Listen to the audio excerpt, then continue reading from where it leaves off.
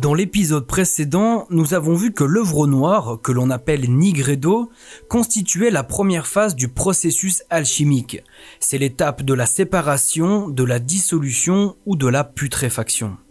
Il s'agit sur le plan humain d'extraire la forme de vie subtile enfermée dans le corps. La tradition alchimique parle de délivrer Mercure de Saturne, c'est-à-dire de délivrer les os de la Terre. En effet, Saturne est le corps physique qui attire à lui et retient le Mercure. La force vie est soumise à l'individualité figée. C'est l'image de l'individu égocentré, non éveillé, prisonnier de lui-même et de sa condition. Concrètement, l'œuvre noire consiste en un lâcher-prise. La conscience se libère de l'individualité. Cette œuvre est indissociable de la mort, le corps physique étant réduit en cendres. Mais dans cet environnement de deuil, une lueur apparaît, semblable à la blancheur de la lune. Les eaux dissolvantes, eaux de mort, se changent en eaux de résurrection.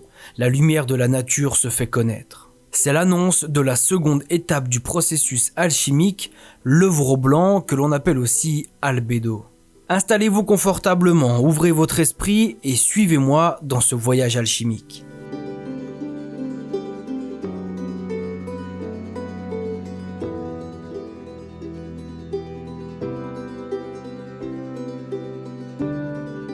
Salut les petits clous, dans ce 6e épisode, nous allons nous intéresser à l'œuvre blanc. Ce podcast a été écrit grâce aux travaux d'Adrien Coeur, dont vous retrouverez les textes sur le site jepense.org. Si l'œuvre noire est séparation et mort, l'œuvre blanc est résurrection. Avec le blanc est atteint une nouvelle forme d'existence lumineuse. Il se produit un changement d'être, la naissance d'un individu nouveau. L'œuvre blanc est donc lumière, printemps, résurrection, vie, jour, floraison, etc. Il exprime l'état d'extase active consécutif à un changement ontologique. La condition de l'être humain est à la fois suspendue et régénérée. Dans le fameux Corpus Hermeticum d'Hermès Trismégiste, voilà ce qu'on peut lire. « Je suis sorti de moi-même et j'ai revêtu un corps qui ne meurt pas. À présent, je ne suis plus le même. J'ai eu une naissance intellectuelle.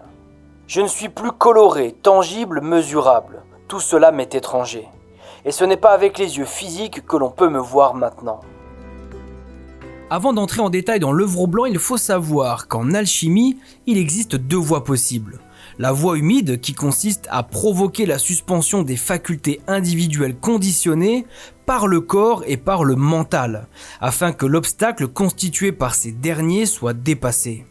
Cette voie revient à libérer le moi par la force des eaux. On brûle avec l'eau. La voie sèche, quant à elle, consiste à transformer ces facultés mentales et à les utiliser comme un levier pour arriver à l'objectif. Cette voie revient à exploiter la force du feu pour que le moi opère sur lui-même. Ici, on lave avec le feu, par une action directe, une volonté consciente. La voie sèche se caractérise par l'absence de noir et l'utilisation d'un mercure double, à la fois eau vitale dissolvante et principe animé par l'or actif. Ce mercure double contient déjà en lui le feu secret des philosophes. La voie sèche ou rapide permet d'agir en purifiant, sans produire d'abord le noir puis le blanc. Durant le processus, la conscience se maintient pleine et active, mais cette voie est plus exigeante que la première. Elle nécessite une volonté inébranlable ainsi qu'un accompagnement initiatique. Le risque est de voir ressurgir l'ego encore plus fort qu'avant. C'est la raison pour laquelle une certaine ascèse hermétique doit être respectée. Il s'agit de cultiver la pureté du corps et du cœur, la droiture, le désintéressement, l'absence de convoitise, d'envie et d'égoïsme. La préparation hermétique nécessite un grand équilibre physique et intellectuel, une neutralité parfaite ainsi qu'un rejet des désirs artificiels. Il s'agira de se défaire de tous ces conditionnements et de ces attachements.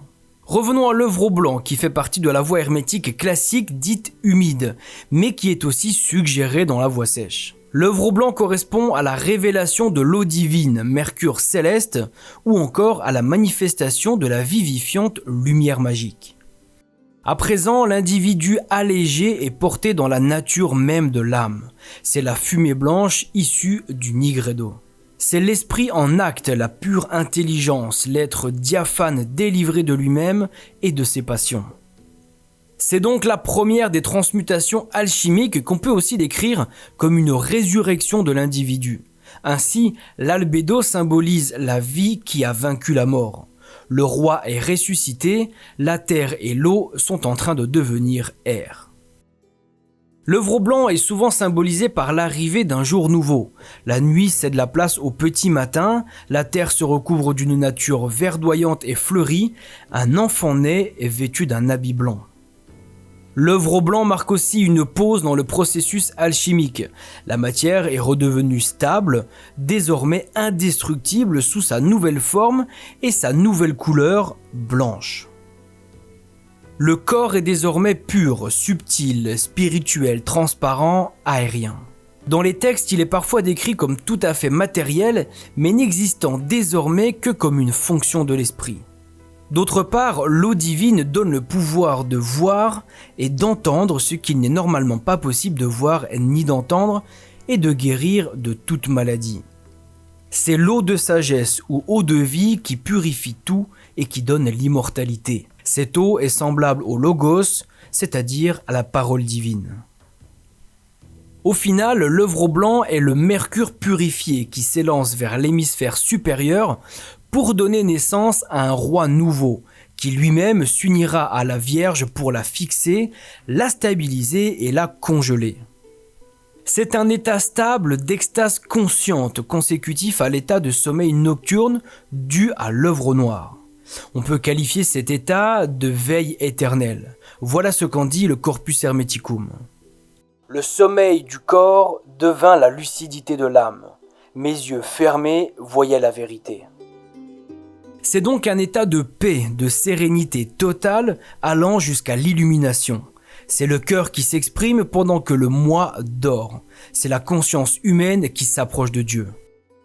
Ainsi, l'œuvre blanc décrit un changement de rapport à soi-même. À travers son corps glorieux, l'individu ne craint plus la mort. Tous ces conditionnements ont été brisés, tous ces déterminismes ont été dépassés. L'attachement, la peur et les passions ont disparu. L'orgueil n'est plus, l'ego s'est évanoui. L'état suspendu précédemment décrit n'est pas exactement la finalité de l'œuvre blanc. En effet, il se complète par une redescente dans le corps qui confirme et complète l'expérience vécue. Ainsi, la corporéité revient, mais à l'état de lumière. On parle de pierre blanche, première corporification et projection de l'esprit. Le corps abandonne le tombeau. Il renaît, matériel et éthéré à la fois, complètement conscient et immortel. Cela évoque Jésus ressuscité qui se présente à ses disciples sous une forme visible. Cela évoque aussi l'épisode biblique de la transfiguration. L'individualité est revenue, mais sous forme subtile et universelle. Le corps s'est profondément transformé. Ainsi, le plomb est devenu argent, aussi appelé rose blanche. On assiste donc à une corporification de l'esprit et à une spiritualisation du corps. À présent, la conscience circule partout dans la lumière. Cette redescente dans le corps a pour vertu première de figer l'opération alchimique du blanc. Mais plusieurs cycles de sublimation et de retour au corps seront sans doute nécessaires pour arriver à un argent pur. C'est ce que l'on appelle solver et coagula. Solver correspond à la montée, c'est la conversion du corps en esprit. Coagula correspond à la descente, c'est le retour de l'esprit au corps fixé par un sel clarifié. Au final, l'œuvre au noir et l'œuvre au blanc sont deux phases complémentaires et indissociables du processus alchimique. Nous assistons d'abord à la dissolution du corps en tant que symbole de l'individu décentré, attaché à la matière pour elle-même. L'œuvre au blanc décrit ensuite l'avènement d'une nouvelle forme d'individu dont le corps est désormais constitué de sa véritable matière première, l'esprit, lui-même rattaché à l'âme du monde. Dans le prochain épisode, qui sera le dernier de la série, nous aborderons l'œuvre au rouge. D'ici là, bon chemin à toutes et à tous.